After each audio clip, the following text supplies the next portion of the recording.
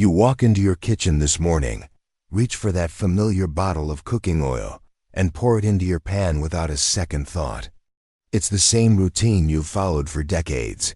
But what if I told you that this simple daily choice could be silently sabotaging your health, increasing your risk of cancer, heart disease, and chronic inflammation? What if the very oils marketed as heart-healthy are actually accelerating the aging process and feeding disease in your body? My name is Dr. Richard Caldwell, and at 90 years old, I'm still practicing medicine 3 days a week.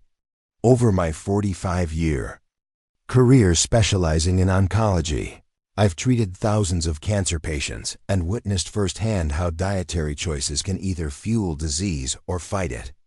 The relationship between cooking oils and cancer isn't just theory to me. It's written in the medical charts of countless patients whose lives hung in the balance. When I graduated from medical school in 1979, we knew very little about the inflammatory cascade triggered by certain oils. We recommended margarine over butter, praised vegetable oils as heart-healthy alternatives, and watched as cancer rates climbed year after year.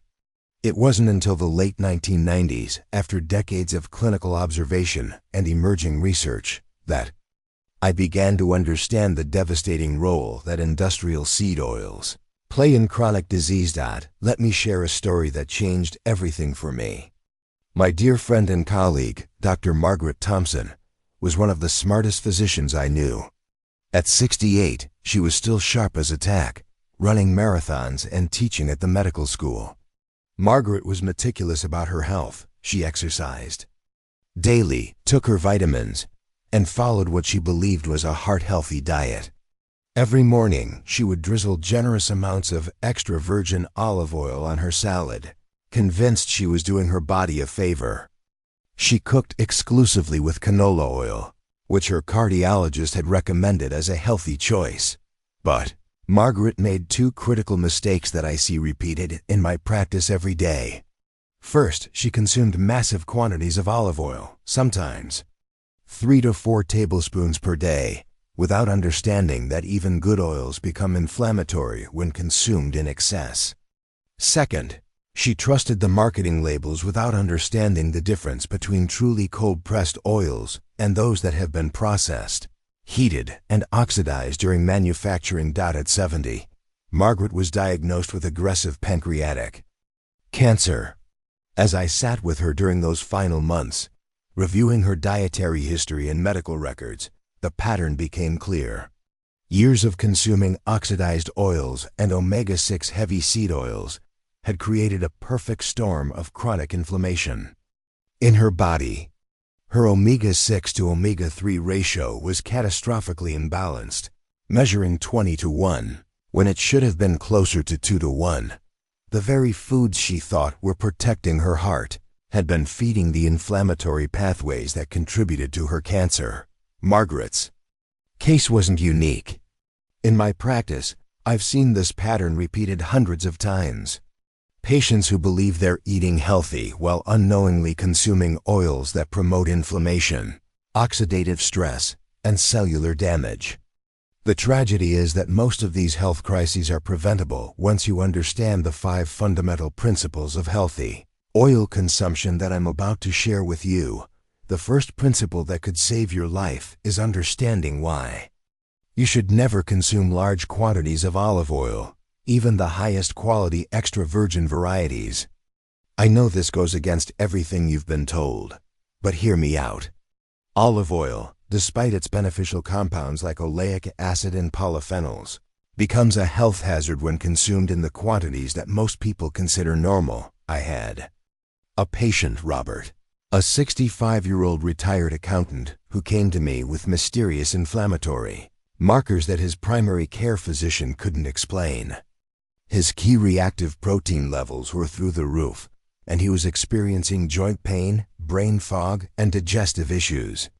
Robert was proud of his Mediterranean diet. He consumed nearly 5 tablespoons of olive oil daily, drizzling it on everything from vegetables to bread. The problem with consuming large amounts of any oil, including olive oil, is oxidation. Even extra virgin olive oil contains polyunsaturated fats that are susceptible to oxidation, especially when exposed to light, air, and heat. When you consume oxidized oils, you're essentially eating rancid fat that creates free radicals in your body. These free radicals damage cellular membranes, promote inflammation, and accelerate aging at the cellular level. Moreover, olive oil is calorically dense. Just 1 tablespoon contains 120 calories of pure fat.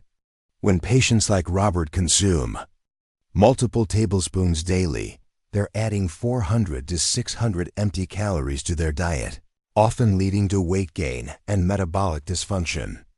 Excess body fat, particularly visceral fat, produces inflammatory cytokines that increase cancer risk and promote chronic disease. I worked with Robert to reduce his olive oil consumption to no more than 1 tablespoon per day, focusing on using it as a finishing oil rather than a cooking oil. Within 3 months, his inflammatory markers normalized, his joint pain disappeared, and he lost 15 pounds without making any other dietary changes. This wasn't coincidence.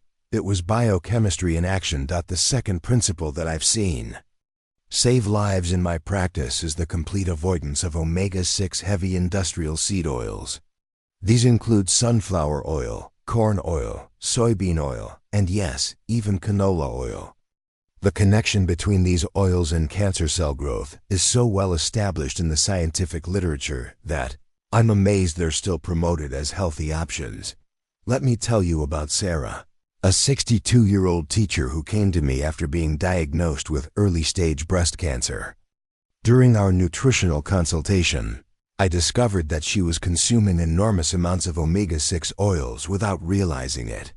She cooked with sunflower oil because it was natural, used salad dressings made with soybean oil, and snacked on processed foods containing these inflammatory oils. The problem with omega-6 oils goes far beyond inflammation.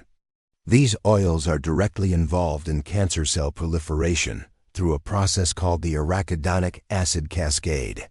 When you consume excess omega-6 oils, your body converts them to arachidonic acid, which then produces inflammatory compounds called eicosanoids. These compounds not only promote inflammation, but also stimulate cancer cell growth, metastasis, and angiogenesis, the formation of new blood vessels that feed tumors. I've reviewed hundreds of dietary histories of cancer patients, and the pattern is consistent. Those with the highest omega-6 intake have the most aggressive cancers and the poorest outcomes. Sarah's omega-6 to omega-3 ratio was 18:1, creating a pro-inflammatory environment that was essentially fertilizing her cancer cells. The solution was dramatic but necessary. We eliminated all industrial seed oils from Sarah's diet, replacing them with small amounts of saturated fats like coconut oil and grass-fed butter for cooking, and minimal amounts of extra virgin olive oil for finishing. We also increased her omega-3 intake through wild-caught fatty fish and high-quality fish oil supplements. The third principle that I've seen transform patients' health is the strategic combination of fermented foods with healthy oils. This isn't just about gut health. It's about creating a synergistic effect that enhances nutrient absorption and immune function in ways that can literally add years to your life. I learned this lesson from one of my most remarkable patients, Elena, an 85-year-old Italian grandmother who came to me with what her previous doctor called inevitable age-related decline. She was experiencing memory problems, digestive issues, and frequent infections. Her family was convinced she was developing dementia, but I suspected something different. During our conversation, Elena mentioned that she had stopped eating the traditional fermented foods of her childhood, things like homemade sauerkraut, fermented olives, and aged cheeses, because her American-trained nutritionist had told her they were too high in sodium. Instead, she was eating what she thought were healthier processed alternatives. The science behind combining fermented foods with healthy oils is fascinating. Fermented foods contain beneficial bacteria that produce short-chain fatty acids, which reduce inflammation and strengthen the intestinal barrier. When you combine these foods with healthy oils, you create an optimal environment for the absorption of fat-soluble vitamins and the production of beneficial compounds that support brain health and immune function. I worked with Elena to reintroduce traditional fermented foods into her diet, pairing them with small amounts of extra virgin olive oil and fermented cod liver oil. We started with just a tablespoon of homemade sauerkraut with her meals, gradually increasing to include fermented vegetables, kefir, and aged cheeses. The results were nothing short of miraculous. Within 6 months, Elena's cognitive function improved dramatically, her digestive problems resolved, and she stopped getting the frequent respiratory infections that had plagued her for years. Her family couldn't believe the transformation, but I wasn't surprised.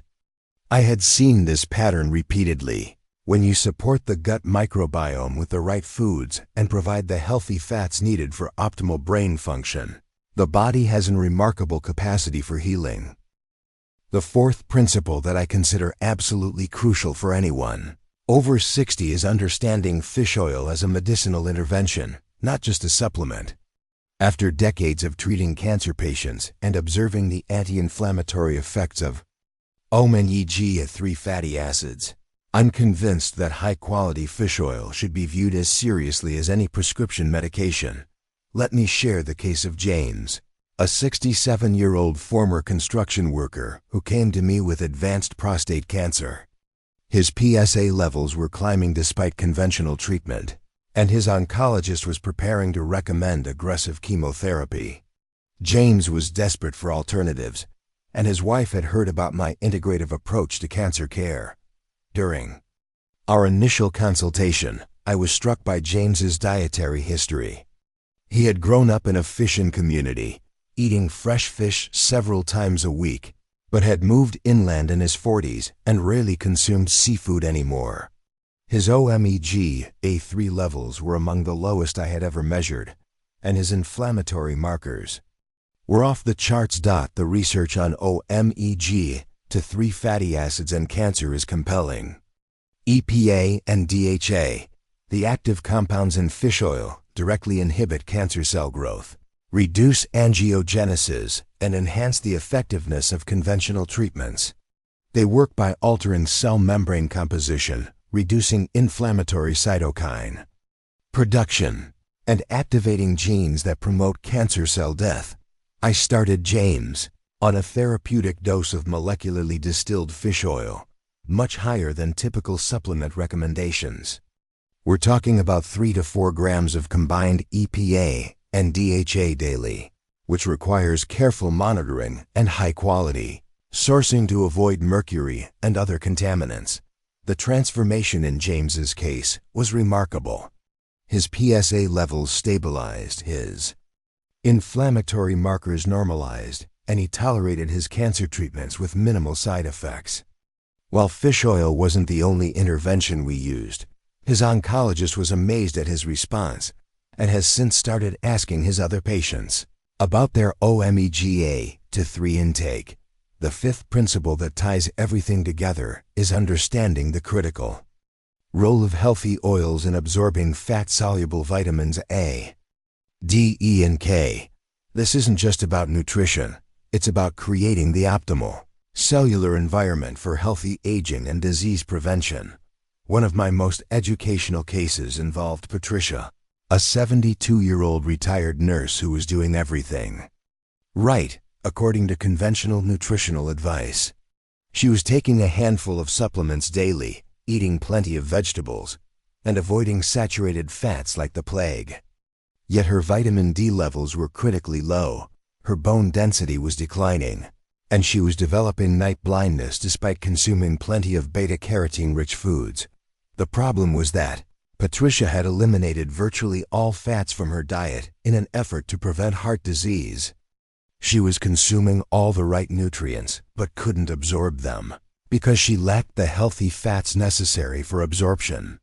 Fat-soluble vitamins require dietary fat to be absorbed through the intestinal wall and transported to cells where they can function. Now, let me share 3 additional strategies that are absolutely essential for safe oil consumption.